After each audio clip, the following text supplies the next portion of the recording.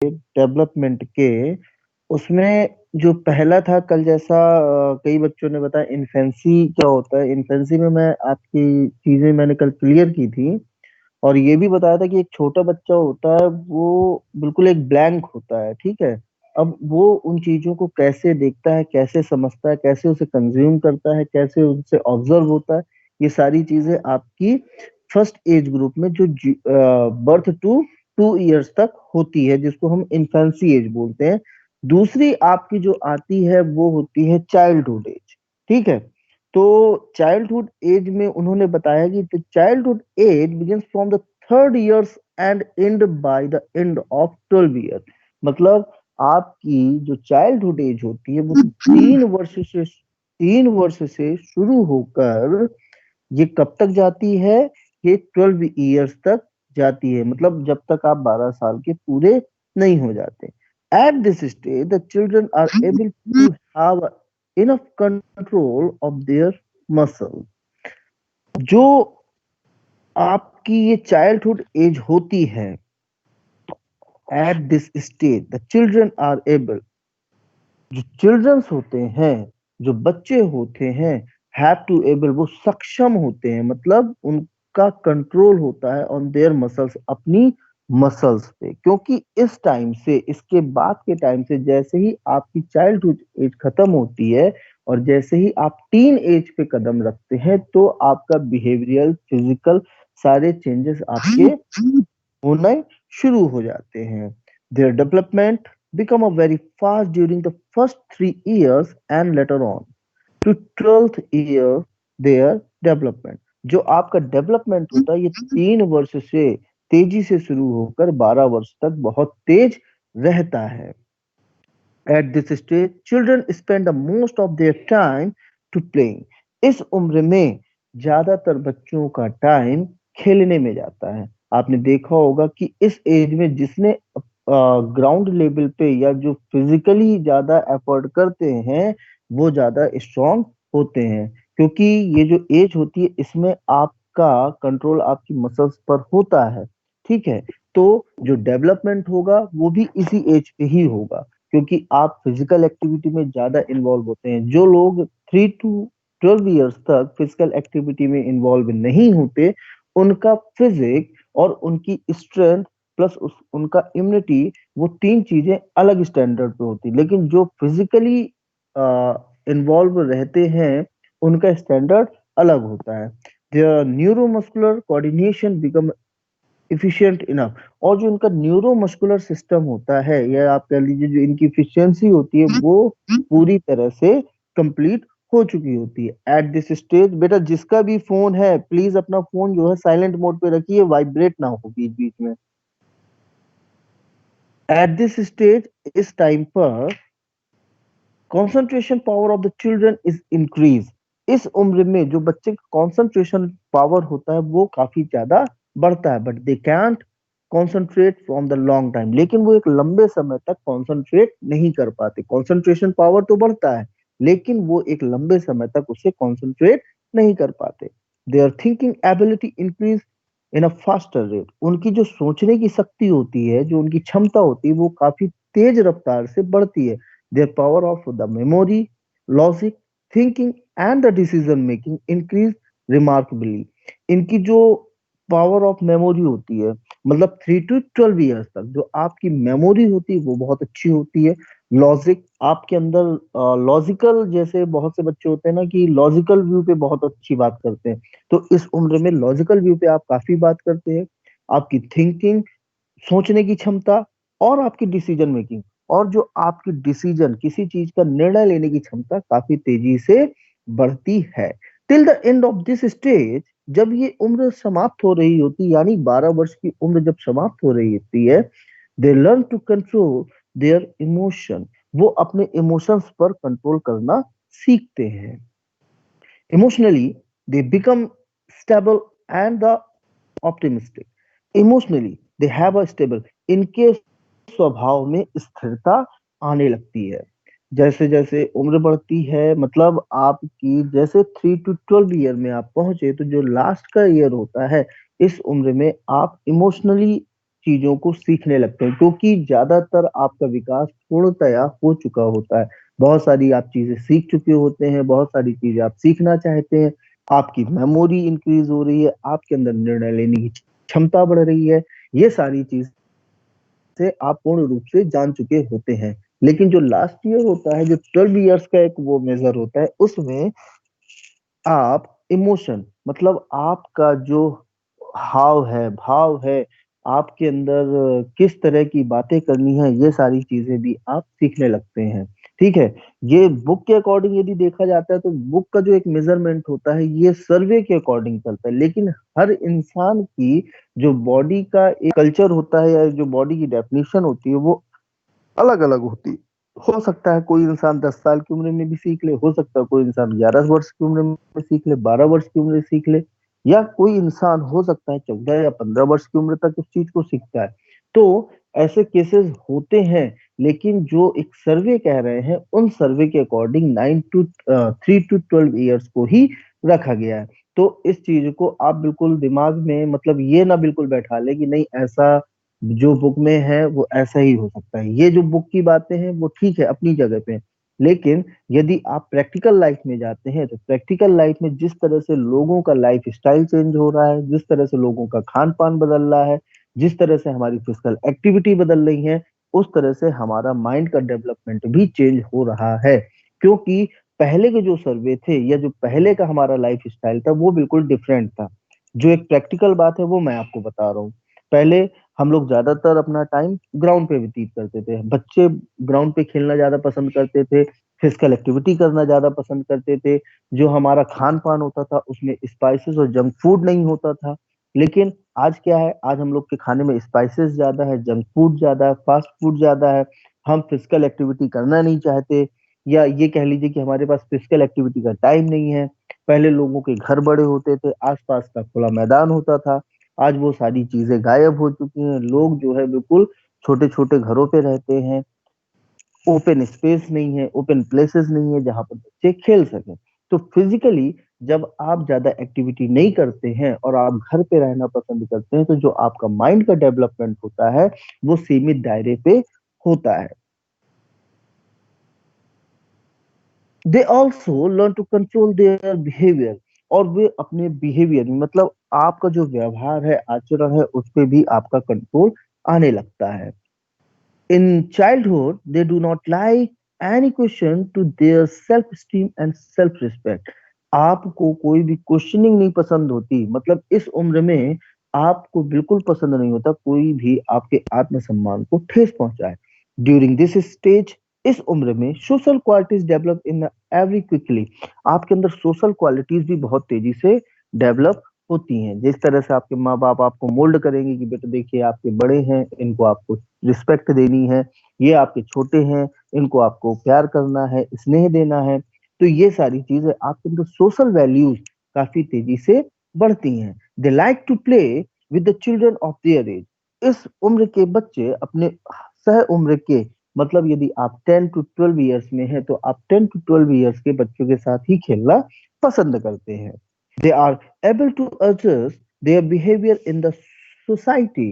और वो जो आपका बिहेवियर होता है, वो आप अपनी सोसाइटी के अकॉर्डिंग एडजस्ट करते हैं, owing to the appropriate development of a social qualities, जो कि एक सोशल क्वालिटीज के लिए बहुत जरूरी माना गया है। At this stage children are more courageous, imaginative, resourceful and adventurous.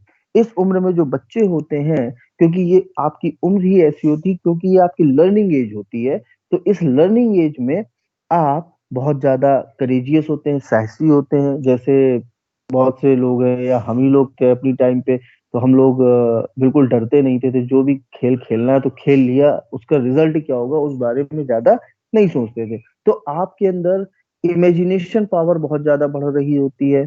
आप करेजियस होते हैं, साहसी होते हैं, रिसोर्सफुल होते हैं आप। उसके अलावा एडवेंचरस, और जो भी आपके ऐसे खेल होते हैं जिनमें एडवेंचर होता है, उस तरह के खेलों को आप खेलना पसंद करते हैं। एडवेंचर का मतलब ये नहीं कि आप ट्रैकिंग करने जा रहे हैं, आप माउंटेनिंग करने जा रहे हैं, रिवर राफ्टिंग करने जा रहे हैं, ये नहीं। एडवेंचर स्पोर्ट्स से रिलेट कर रहा है। कुछ ऐसे भी खेल होते थे जिसमें आप थोड़ा साहस दिखाते, जैसे कबड्डी है। कबड्डी एक एडवेंचर स्पोर्ट्स को हम देख सकते हैं, क्योंकि इसमें आपको power, stamina, strength, agility, flexibility, सारी चीजों की जरूरत पड़ती है। आपका खो खो, ये इस तरह के खेल होते थे, क्योंकि इस उम्र में आप इस तरह के ही खेल खेलना पसंद करते हैं। They are usually blindly to follow the person who are become admired. They like to copy to deed and the action of their famous heroes, but whom they are hear, read, watch. At this stage, they have to must motor learning ability. देखिए, इस उम्र में एक हर किसी का एक ideal hero होता है। कोई किसी हीरो की तरह बनना पसंद करता है, कोई किसी हीरोइन की तरह बनना पसंद करता है, कोई अपनी फिजिक किसी अच्छे लेजेंडरी पर्सन की तरह बनाना चाहता है। तो जो आपका एक आइडियल होता है, आप उस आइडियल की तरह बनना ज्यादा पसंद करते हैं, इस उम्र की बात करें तो। तो ये जो चाइल्डहुड की एज है, मैं फिर से बता रहा हूँ, इस चाइल्डहुड एज को स्टार्ट होने में 3 इयर्स टू 12 इयर्स का कंप्लीट टाइम होता है। और जितने भी बिहेवियरल चेंजेस आने होते हैं, जितने भी सोशल चेंजेस आने होते हैं, जितने भी इमोशनल चेंजेस आने होते हैं, इस उम्र में आ जाते हैं। जो नेक्स्ट आपका आती है एडोलसेंस। तो एडोलसेंस की जो एज होती है, adolescence is the stage of the complex changes. अब पहले ये तो बताइए कि एडोलसेंस होता क्या है, कोई बताएगा? आज अनन्या बहुत दिनों के बाद क्लास में आई है, अनन्या यादव। सर पीरियड होता है जो 13 टू 19 18 बेटा 19 एक ईयर्स के बार बीच में एक हमारे बार एक बार सुनिए तो, एक बार आप अपने हेडफोन हेडफोन यूज कर रही ना? नहीं नहीं, चलिए, हाँ अब बताइए, अब वॉइस क्लियर है आपकी।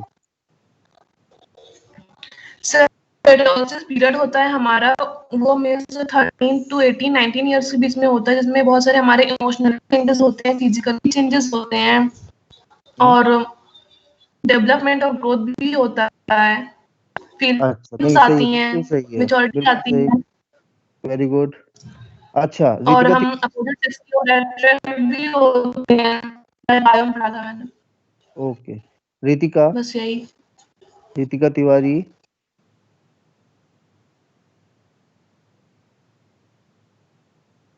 Yes sir. चाइल्डहुड और एडोलसेंस दोनों को यदि आप कंपेयर करें, तो क्या डिफरेंसेस आपको देखने को मिलेंगे? चाइल्डहुड, अगर अगर चाइल्डहुड को देखे तो सर चाइल्डहुड में हम लोग को उतना इमोशंस नहीं रहता है जितना हम लोग एडोलसेंस में आ जाता है। चाइल्डहुड में सर हम लोग फ्रीकिंग रहते हैं, उसमें हमें मतलब उतनी टेंशन नहीं रहती, उतना हम लोग आगे का नहीं सोचते हैं। चाइल्डहुड हमारा मतलब एकदम हैप्पी हैप्पी जाता है, मतलब कि उतना हमको नहीं सोचना पड़ता जितना एडोलसेंस में। एडोलसेंस में सर हमारे अंदर चेंजेस आना शुरू हो जाते हैं, एक एज आ जाती है ऐसी कि जिसमें हमारी बॉडी चेंज होती है, इमोशनल चेंजेस आते हैं और सर हम लोग को मतलब लेकिन हम लोग जैसा सोचने पे बहुत। लेकिन जैसा अभी हम लोगों ने पढ़ा एडोलसेंस, सॉरी, चाइल्डहुड एज के लिए, तो उसमें एक लाइन आई थी कि their thinking ability increase in a faster rate. Childhood. Child हाँ, चाइल्डहुड में अभी हम लोग पढ़ रहे थे, their thinking, our yes sir. Thinking ability तो increase in a childhood faster में रेट। ऐसा रहता है ना कि सर एकदम नए नए एज रहती है और क्यूरियोसिटी रहती है, जानने की हर चीज इच्छा रहती है। गुड। अगर किसी चीज को जानना हो तो सर वो मतलब हमें सोचने पे तो मजबूर करेगा ही, और हम ज्यादा हम्म, सोचेंगे उसके बदले। क्यूरियोसिटी बहुत रहती है सर चाइल्डहुड में। ठीक, वेरी गुड। देखिए, मैं आपको यही बताना चाहता था कि दोनों में यही फर्क होता है, क्योंकि आप जब टीन एज पे कदम रखते हैं, तो टीन एज में आप एक मैच्योर वे की तरफ जाते हैं। जबकि जो चाइल्डहुड एज होती है, वो आपकी एक लर्निंग एज होती है। यहाँ पर हम जो भी सीखते हैं, जो भी समझते हैं, वो हमारे आगे के जो टाइम है उसके लिए काम आती है, इन ए सिंपल वर्ड्स। ठीक है, तो ये मैं कहना चाहता। सुभी, तुम कुछ कहना चाहोगी? सुभी,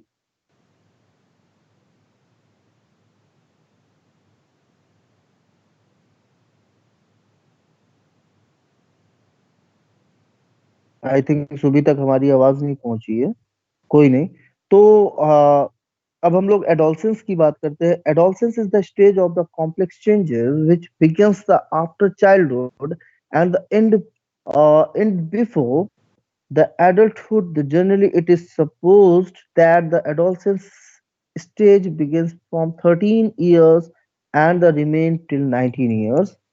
During this stage, the growth of the adolescents become spontaneous. There are different characteristics as in this stage. देखिए, जो आपकी एडोलसेंस एज होती है वो आपकी 13 टीन एज अपने दिमाग में रखिए। टीन एज से आपकी एडोलसेंस एज शुरू हो जाती है, तो 13 टू 19 इस 6-7 सालों में जो भी आपके अंदर चेंजेस होने होते हैं वो कंप्लीटली हो चुके होते हैं। तो इसको इन्होंने 5 वे पे डिफाइन किया है। जैसे पहला आपका physical characteristic, second is a mental characteristic, दूसरा आपका इमोशन, तीसरा इमोशनल, चौथा सोशल और पांचवा मोटर। तो पहला जो आपका आ रहा है फिजिकल कैरेक्टरिस्टिक्स, इसमें eight this stage the growth become a very fast. इस उम्र में जो आपकी ग्रोथ होती है वो बहुत तेज होती है। In adolescence period many physical changes take a place spontaneously. जो आपके बहुत सारे फिजिकल चेंजेस होते हैं वो बहुत तेजी के साथ होते हैं। The development of the internal external sexual organ begins. इसमें आपके जो सेक्सुअल ऑर्गन्स होते हैं उनमें भी बहुत सारे चेंजेस आते हैं। Many physical changes take a place in the girls. बहुत सारे चेंजेस गर्ल्स के अंदर पाए जाते हैं, बॉयज के अंदर बहुत सारे चेंजेस पाए जाते हैं इस एज के दौरान। During the period of 13 to 14 years, the various changes can be seen, especially in girls. The voice of girls become a soft, sweet and the light. इस उम्र में जो स्पेशली जो गर्ल्स में जो चेंजेस आते हैं उसमें जो गर्ल्स की जो वॉइस होती है वो बहुत ही सॉफ्ट होती है, जिसको हम लोग मधुर सॉरी क्या बोलते हैं, सॉफ्ट का मतलब क्या बोलते हैं, सौम्य। जिसको यदि क्लियर वर्ड बोला जाए तो सॉफ्ट मीन्स होता है मुलायम, लेकिन इसका इधर पे इसका मतलब आ रहा है सौम्य। दूसरा आता है स्वीट, मतलब मधुर, एंड लाइट और धीमी। इस उम्र में जो बच्चे होते हैं वो बहुत ही मधुर बोलना पसंद करते हैं, सौम्य बोलते हैं और स्वीट बोलते हैं। और इसमें जो बॉयज में आते हैं, बॉयज में भी बहुत सारे चेंजेस आते हैं। जैसे आप देखते होंगे बॉयज के अंदर जो चेंजेस होते हैं 13 टू 19 ईयर्स में उनकी बियर्ड स्टार्ट हो जाते हैं। आपके शरीर के जो चेहरे होते हैं, चेहरे में शेव आने लगती है। बहुत सारे ऐसे पार्ट्स होते हैं जहां पर हेयर्स का उगना शुरू हो जाता है। तो ये बॉयज में भी चेंजेस आते हैं। Generally the height, weight, bones, muscles, power, and the physical organ of the boys and the girls begin to mature. और इस उम्र में 13 to 19 ईयर्स में बॉयज और गर्ल्स दोनों में आपकी हाइट, वेट, आपका जो बोन्स पावर है, जो आपका मसल्स पावर है, आपके जो फिजिकल ऑर्गन है, वो सारे कंप्लीट ग्रोथ पे आते हैं। As adolescents do not have a complete knowledge about such physical changes to become restless, impairment, worried and upset naturally. इस उम्र में जो आपकी एडोलसेंस एज होती है इसमें कुछ आपके फिजिकल चेंजेस को छोड़ के आपके अंदर कुछ आप ये कह सकते हैं कि आपके अंदर मेंटल चेंजेस भी होते हैं, जिसकी वजह से आपकी बॉडी में एक बेचैनी सी रहती है। आप अपने आप को कॉन्सेंट्रेट फील नहीं करते हैं और जो एक हमेशा एक अपसेट सा बना रहता है। इस उम्र में ये नेचुरली होता है। इसको लेकर कुछ लोग कहते हैं कि सर मेरा दिमाग, जैसे आपने देखा होगा कि सर मेरा कंसंट्रेशन नहीं बन पा रहा है, तो ये आपकी गलती नहीं है। इस उम्र में जो आपके फिजिकल चेंजेस हो रहे हैं, जो आपके बॉडी हार्मोन है वो जो चेंज हो रहे हैं, उसकी वजह से ये सारी चीजें आती हैं। The second thing is the mental development. दूसरा जो आपका आ रहा है वो आ रहा है mental development. is a physical growth and the mental growth go hand in a hand, but it is not applicable for all the adolescents. तो देखिए ये जो कुछ पॉइंट्स दिए हैं, यदि सारी चीजें मैं ही बताने लगूंगा तो एक तरह का वही हो जाएगा कि बुक रीडिंग हो जाएगी पूरी। तो जो एडोलसेंस की ये जो 5 पार्ट हैं, आपके फिजिकल, मेंटल, इमोशनल, सोशल और 9 मोटर क्या है।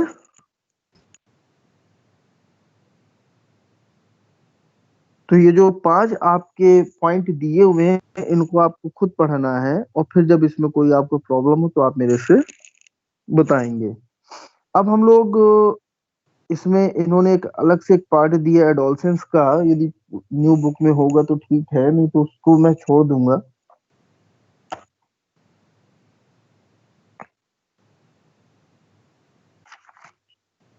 सर है नहीं book में। हाँ दिया हुआ है।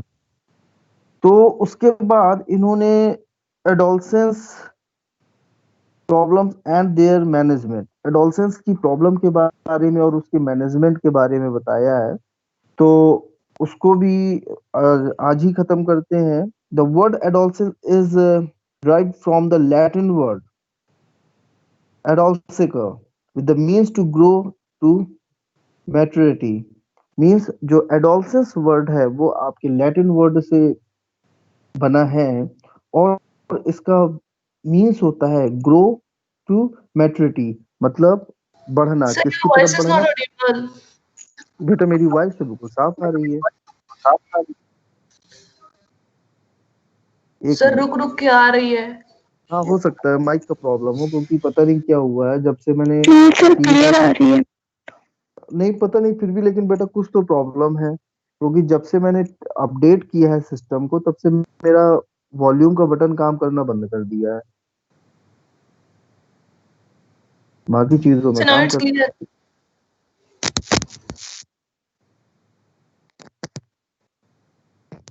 Excuse me sir.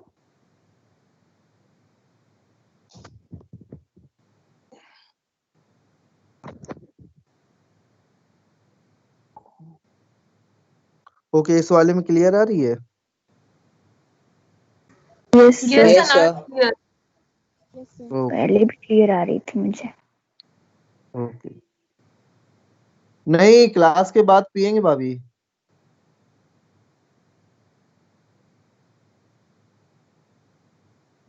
तो जो आपका इसमें आया है मीनिंग ऑफ द एडोलसेंस, ये आपका लैटिन वर्ड से बना हुआ है adolescere with the means of the grow to maturity, मतलब आपकी परिपक्वता की मतलब परिपक्व, जो इसको हम लोग बोलते हैं कंप्लीट एज बोलते हैं।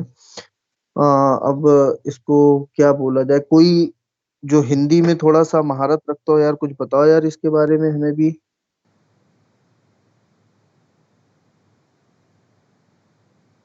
सर किसके बाद? Maturity, go to maturity.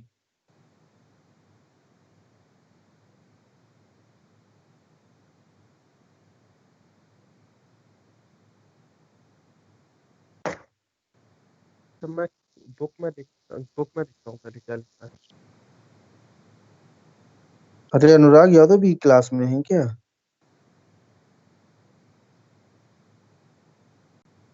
Hello sir आप सही बोल रहे थे, इसका मीन परिपक्वता ही होता है। हाँ नहीं मालूम है मैं, लेकिन थोड़ा सा चाहता हूँ कि भाई और क्लियर करे जो हिंदी में महारत हासिल रखता हो।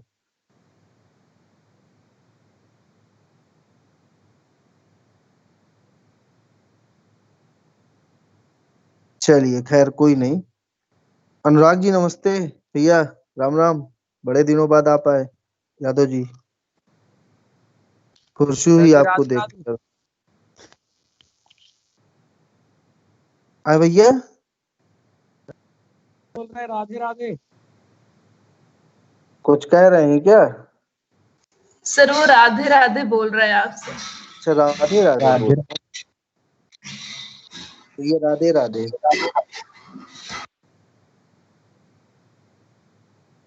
चलिए बहुत अच्छी बात है, बोल दिए कम से कम भैया कि हमें शुभ वचन सुनने को मिल गए, बड़े दिनों बाद क्लास पे आए, आपका स्वागत है फिजिकल एजुकेशन की सामान्य और मैं गाँव चला गया था सर, वो क्लास दादी में। की एक्सपायर हो गया था सर इसीलिए। आए भैया, सर दादी की एक्सपायर हो गई सर, इसलिए मैं गाँव चला गया था। चलिए ठीक है, उसके लिए मैं दुख प्रकट करता हूँ और ऊपर वाले से प्रे करता हूँ कि बस शरीर की आत्मा को एक नया अपनी ऊर्जा दे और उन्हें अपनी चित्तों में स्थान दे। धन्यवाद सर, धन्यवाद। तो क्लास को कंटिन्यू करते हुए जो आपका एडोलसेंस है उस पर मैं बस थोड़ा सा ही जाऊंगा, क्योंकि एडोलसेंस में यानी के फिर आप पूरा पीरियड आपको लंबा खींचेगा। तो पहले आज आप कहीं रखिए कि क्वेश्चंस के जो आपके 5 पॉइंट हैं, पहले आप उनको क्लियर करिए। जब आपके, मेरे ख्याल से सारी चीजें आपकी पढ़ी हुई हैं, उसमें कोई भी ऐसी चीज नहीं है जो आपने पहले नहीं पढ़ी होगी। कि इसमें जो इन्फेंसी एज दी हुई है, चाइल्डहुड एज दी हुई है, एडोलसेंस, 3 एजों में इन्होंने डिफाइन किया है, तो उसको आप पढ़ें, देन उसको हम लोग कंटिन्यू करेंगे। ठीक है, तो आज जो मैं हो सकता हूँ वापस चेक करूँ। ठीक है सर, इमोशनल कैरेक्टरिस्टिक्स आप थोड़ा एक्सप्लेन कर सकते हैं? Sir, emotional characteristics sir usually मैं अगर आप इजीली वर्ड्स में बता देंगे तो ज्यादा बेटर होगा, क्योंकि हियरिंग लर्निंग ज्यादा स्ट्रांग होती है ना खुद से, विजुअलाइजेशन से। Emotional characteristics, okay. देखिए, इमोशनल कैरेक्टरिस्टिक्स में वो कह रहा है, the life is and the adolescence is full of the emotion. Under the influence of the such emotion ही और she performs such a few tasks which seems to be impossible to beginning। देखिए, इसमें क्या होता है, in this stage, ये जो आपकी एज होती है, ये एडोलसेंस ही है ना लोगों का। हाँ ठीक है, एडोलसेंस ही है। तो एडोलसेंस की इस स्टेज में होता क्या है बेटा, कि जब हम उम्र के इस पड़ाव में आते हैं, तो पहले से ही हम चाइल्डहुड एज में हमारी जो इमोशंस को कंट्रोल करने की क्षमता होती है वो आ चुकी होती है। लेकिन जब हम टीन एज में कदम रखते हैं, तो टीन एज के कारण हमारे बॉडी में बहुत सारे चेंजेस होते हैं, हमारे दिमाग में बहुत सारे चेंजेस होते हैं, जिस वजह से जब हम किसी काम को करते हैं, कोई ऐसा टास्क करते हैं जिसकी वजह से हमें कभी कभी अप भी होना पड़ता है, कभी कभी डाउन भी होना पड़ता है, तो हमारे इमोशंस को हम कंट्रोल कर सकते हैं। कभी कभी आप देखते होंगे कि आप बहुत ज्यादा मेहनत करते हैं और उसका रिजल्ट आपका आपकी मेहनत के अकॉर्डिंग नहीं आ पाता है, तो वहां पर आप देखते हैं कि आप अपना पेशेंस खो देते हैं और आप रोना स्टार्ट कर देते हैं। ये कब की एज होती है? ये होती है आपकी चाइल्डहुड एज।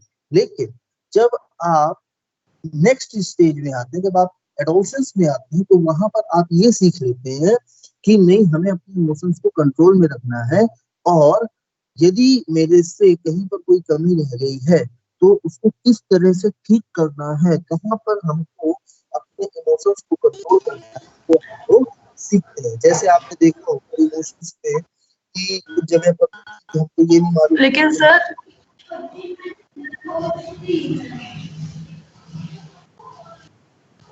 आपकी वॉइस बिल्कुल भी क्लियर नहीं आ रही है। बिल्कुल भी क्लियर नहीं आ रही? सर क्लियर है। सर आ रही है आपकी आवाज? सर क्लियर है। क्या अनन्या, ये आपके वहाँ के नेटवर्क का प्रॉब्लम होगा, क्योंकि जिस जगह पे आप रहते हैं वहां पर ज्यादातर एमपी का टावर पकड़ता है, हम लोग यूपी के टावर पे काम कर रहे हैं। ठीक है, तो हो सकता है इस वजह से हो, लेकिन मैं फिर भी मतलब सर आपने आउट ऑफ स्टेट कर दिया मेरे को। नहीं बेटा, आउट ऑफ स्टेट नहीं, आप बिल्कुल बॉर्डर पे रहते हो, बिल्कुल एमपी की, क्योंकि जिस जगह पे आप रह रहे हो मेडिकल कॉलेज के पास, वहां पर वो टावर का कुछ इश्यू है, वहां यूपी और एमपी दोनों टावर काम करते हैं, इस वजह से हो सकता है वॉइस का कुछ प्रॉब्लम हो। खैर, वो जाने दीजिए, मैं फिर से आपको एक बार रिपीट कर देता हूँ। जो इमोशंस होते हैं, इमोशंस क्या रहते हैं कि हम जो चाइल्डहुड एज में होते हैं, तो इमोशंस को कैसे कंट्रोल करना है वो हम सीखते हैं, लेकिन पूर्णतया या ये कह लीजिए कि कंप्लीटली हम उस पर कंट्रोल करना नहीं सीख पाते। लेकिन जैसे ही हम एडोलसेंस एज में आते हैं या टीन एज पे जब हम लोग आते हैं, तो हमारे फिजिकल चेंजेस बहुत सारे होते हैं, और फिजिकल चेंजेस के साथ साथ हमारे अंदर बहुत सारे मेंटल चेंजेस भी आते हैं। लेकिन कुछ जगहों पे हमें अपने इमोशंस को कैसे कंट्रोल करना है, किस तरह से हमें उन चीजों को मैनेज करनी है, वो हम धीरे धीरे सीखते हैं। जैसे आपने देखा होगा कि एक कोई स्पोर्ट्स पर्सन होता है, जब वो कंटिन्यू अपने काम को करता है, या कोई एक बॉलर है किसी बैट्समैन का विकेट लेने के लिए लगातार अच्छी बॉलिंग कर रहा होता है, लेकिन उसको वहां पर विकेट नहीं मिल पाता, तो आप उसका फ्रस्ट्रेशन अलग देख सकते हैं। वहां पर उसको आप देखते होंगे बहुत ज्यादा चिड़चिड़ा जाता है, या उसका जो एक बॉडी इंप्रेशन होता है या जो उसका फेस इंप्रेशन होता है बिल्कुल अजीब होता है। लेकिन सडन जब वो कंटिन्यू उसी चीज पर लगा रहता है और उसको उस बैट्समैन का विकेट मिल जाता तो आप उसके इमोशंस को देख सकते हैं, उछल पड़ना, बहुत सारे ऐसे वर्ड्स बोलना जो उसको नहीं बोलने चाहिए। तो ये कुछ ऐसी आपकी बॉडी लैंग्वेज की प्रतिक्रियाएं, या आप कह सकते हैं कि ऐसे कुछ एक्सप्रेशन हम लोग करते हैं।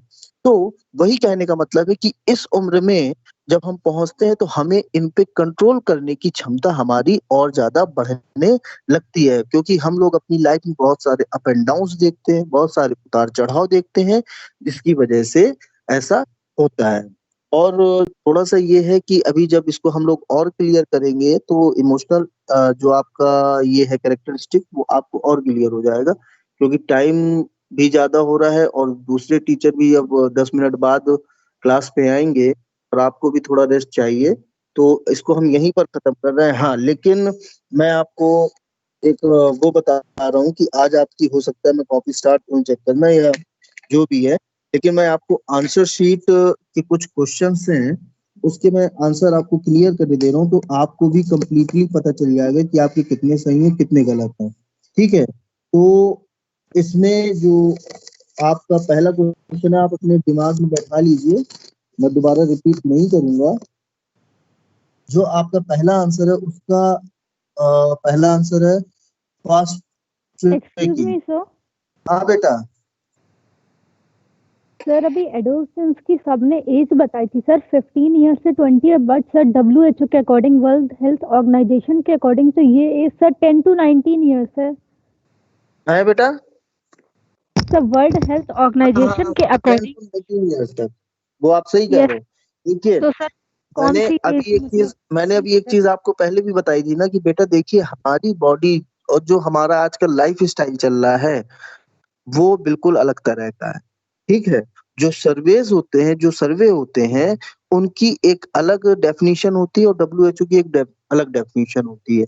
ठीक है, अब जैसे आप बुक के अकॉर्डिंग चल रहे हैं तो बुक में आपने देखा कि पहली एज जो उन्होंने बताई इन्फेंसी एज, जो जन्म से लेके 2 वर्ष तक होती है। ठीक है, जो उसके बाद उन्होंने सेकंड बताई चाइल्डहुड एज, उन्होंने कहा कि 3 साल से लेके 12 साल तक होती है। और तीसरी उन्होंने बताई एडोलसेंस एज, जिसको उन्होंने कहा कि ये 12 साल यानी 13वें साल से शुरू होकर कितने साल तक जाती है, 19 साल तक जाती है। ठीक है, सर तो इस तरह तो बहुत सारी बुक्स में ऐसा होता है कि गर्ल्स के लिए दिया होता है 10 to 18 और बॉयज के लिए अगर होता है 13-14 से लेकर के 19 ईयर्स तक, क्योंकि उनमें लेट एडोलसेंस चेंजेस होते हैं। तो हर तरह पैरामीटर्स तो चेंज होते रहते हैं ना, ये कोई फिक्स थोड़ी ना होता है। देखिए, वही उसी चीज को तो मैं क्लियर करने की कोशिश कर रहा हूँ। देखिए, अब होता क्या है कि यदि हम सारे पैरामीटर्स को लेकर चले या हर सर्वे को या हर बुक का अलग अलग लेके चले तो उसमें कंफ्यूजन बना ही रहेगा।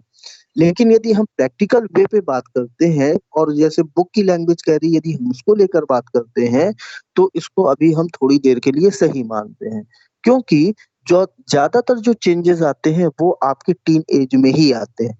ठीक है, तो 13 to 19 ईयर्स को ही हम एडोलसेंस एज मानकर चलते हैं। ओके बेटा सुबी। Okay sir. हाँ, क्योंकि जो चेंजेस मोस्टली जो चेंजेस है 95% चेंजेस जो होते हैं बॉडी की वो इसी एज में ही होते हैं। क्योंकि होता क्या है, क्योंकि देखिए जो हमारा आज का लाइफ स्टाइल है, जो पहले का लाइफ स्टाइल है उसमें काफी फर्क आ चुका है। ठीक है, तो हो सकता है किसी की ग्रोथ जल्दी हो जाए, हो सकता है किसी की ग्रोथ बाद में हो, तो उन्होंने एक कोई बहुत ही फिक्स नहीं रखा, लेकिन उन्होंने चीजों को क्लियर करने की कोशिश की है। अभी आप दूसरी कोई बुक्स पढ़ेंगी तो उसमें अलग बताएगा, आप इंटरनेट पे जाएंगे उसमें अलग बताएगा। तो इसीलिए मैं कह रहा हूँ कि किसी तरह का कोई अपन डाउट नहीं रखते, तो हम लोग अभी थोड़ी देर के लिए बुक को ही अपना बिल्कुल कहते हैं कि बिल्कुल सही डेफिनेशन मान के चलते हैं। ठीक है, जो बुक बोल रही है थोड़ी देर के लिए हम लोग उस चीज को भी क्लियर मान के चलते हैं, फिर आगे देखेंगे, ऐसी वैसी कोई प्रॉब्लम नहीं आएगी। Okay sir. तो एक बार आंसर सुन लीजिए, आपके 30 क्वेश्चंस के आंसर बोल रहा हूँ, सुनने हो तो ठीक है, नहीं तो रहने दीजिए।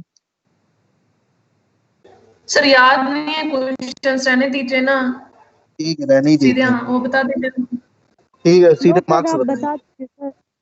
ठीक है, बता देते हैं। पहला है आपका फास्ट ट्रैकिंग, दूसरा है वॉक स्लोली, तीसरा है आपका एडवेंचर स्पोर्ट्स, चौथा आपका पैराग्लाइडिंग, पांचवा है आपका इंजरी, 6 है, छठवां है आपका 6 to 7 feet। 7 नंबर पे है मिड 1970।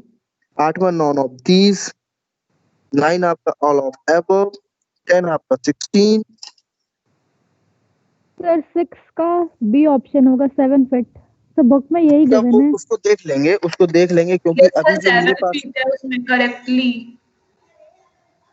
इसलिए तो हम कह रहे हैं कि अभी उसको पे डाउट अभी आप रखिए, डाउट मत रखिए, जो भी होगा उसको देखा जाएगा, क्योंकि अभी जो मेरे पास जो मैंने आंसर शीट बनाई है मैंने उसके अकॉर्डिंग मैं आपको बता रहा हूँ, क्योंकि अभी मैंने कॉपी चेक नहीं की है। ठीक है, अभी मैं उसको और ज्यादा क्लियर करूंगा तभी मैं उसको मार्क्स। 11th में आपका एक्सट्रीम स्पोर्ट्स। 12 में आपका ट्रेनिंग। 13 में आपका नॉन ऑफ दीज। 14 में स्पीड। 15 में वेल्स एंड डिलन। 16 में 4। 17 में इवेल्युएशन। 14 में 18 में जो बीएमआई का फॉर्मूला बोला था वो था body weight upon height into square. 19 है आपका waist circumstance upon hip circumstances, ये आपका वेस्ट हिप रेशियो है। 20 में which of these categories is not classified in the Hippocrates, इसमें क्या होगा?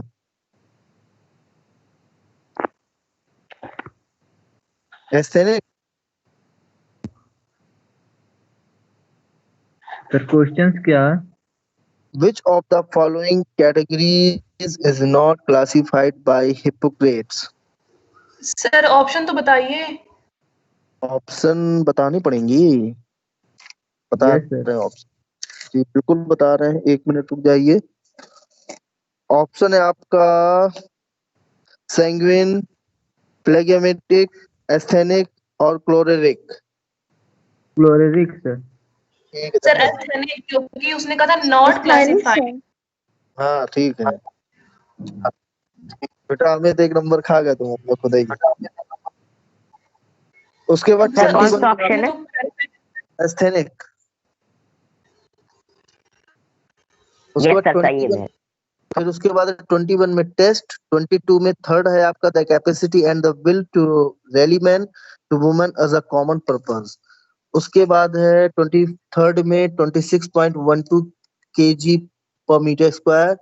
फिर 24 में आपका नॉर्मल वेट। 25 में 74.07। 26 में मेजरमेंट। 27 में विंग हार्नेस एंड हेलमेट। 28 में 18,000 फीट। 29 में हार्वेस्ट स्टेप टेस्ट और 30 में गुड एबव एवरेज। ठीक है, ये है। सर और सुनिए, एक हार्ट बीट्स नापने का क्वेश्चन था ना, है एक क्वेश्चन था जिसमें हार्ट बीट्स को नाउ करना था, मेजरमेंट करना था। कुछ क्वेश्चन में एक क्वेश्चन था जिसमें हार्ट बीट्स को क्वेश्चन था कि हार्ट बीट्स कैसे मेजरमेंट करने के लिए। सर उसका आंसर क्या है? क्योंकि मैंने उसमें तुक्का मारा था, मुझे आ नहीं रहा था। तुमने तुक्का मारा था, मुझे ये तो नहीं मालूम था क्वेश्चन कौन सा है। बताएंगे तो। सर क्वेश्चन नंबर 25 था। क्वेश्चन नंबर 25 है suppose to that total test duration of the 400 second and the number of the heart beats. अच्छा, ये इसका आंसर बेटा होगा सर इसका आंसर 74। ए आ रहा था। इसका आंसर आ रहा है 74.07। यस सर बी ऑप्शन है, है। ए है, ए है। गलत हो गया। एक कोई ही बात तुक्का मारा, वही गलत। कोई बहुत बात अच्छा। नहीं, तुक्के मत मारा करो, तुक्के तुम्हारे लगते नहीं जल्दी। सर मेरे को आ ही नहीं रहा था, आपने बताया तक नहीं था कि हार्ट बीट्स कैसे मेजरमेंट करते। जब आपने बताया नहीं तो हमें आएगा कैसे? अब वो मुझे ये को बात समझ में नहीं आ रहा था। हाँ, ये बात सही। आप अपनी गलती मानते नहीं है। चलो आज तो मान लिया। सर 26 वाला हाँ। बता दीजिए। 26 वाला यस सर। ये बता रहे बेटा, इसका मेजरमेंट होगा। सर लेकिन बुक में तो टेस्ट दिया हुआ है। According to the Webster Dictionary, A is a tool to evaluate sir the। Test है। तो लड़ कह रही हो? यस सर इसका आंसर टेस्ट है। चलो ठीक है, सर टेस्ट है। चलो देखेंगे। अब अभी तो हम मेजरमेंट देखे हुए हैं, देख लेंगे, चेक कर लेंगे। सर क्या मैंने पड़ता आपको व्हाट्सएप पे सेंड की है। क्या है, मैं देख सेंड की है व्हाट्सएप में। Yes sir. हाँ, 21 का टेस्ट। और जिन लोगों ने, हाँ एक चीज और, जिन लोगों ने व्हाट्सएप में सेंड की है, उसमें प्लीज आप लोगों ने अपने आंसर शीट के ऊपर अपना नाम और क्लास डाल दिया है? सर नहीं। तो बताओ मैं कैसे पहचानूंगा कि ये किसका है, ये किसका है? सर क्योंकि सर आंसर सेंड कर दूंगी ना मैं, मतलब उसमें राइट करके, अनन्या यादव आपको आज। और मान लो उसमें तुमने आंसर सही कर दिया, तब मैं क्या करूंगा? अरे बाबा, मतलब मैं कह रही हूँ टाइप करके मैं आपको सेंड करूंगी ना, मुझे मालूम है आप ये जरूर बोलती, इसलिए मैंने कहा मैं टाइप करके अपना नाम भेज दूंगी आपको हाँ बेटा कर मैसेज में। दीजिएगा। ओके चलिए ठीक है। Okay the time is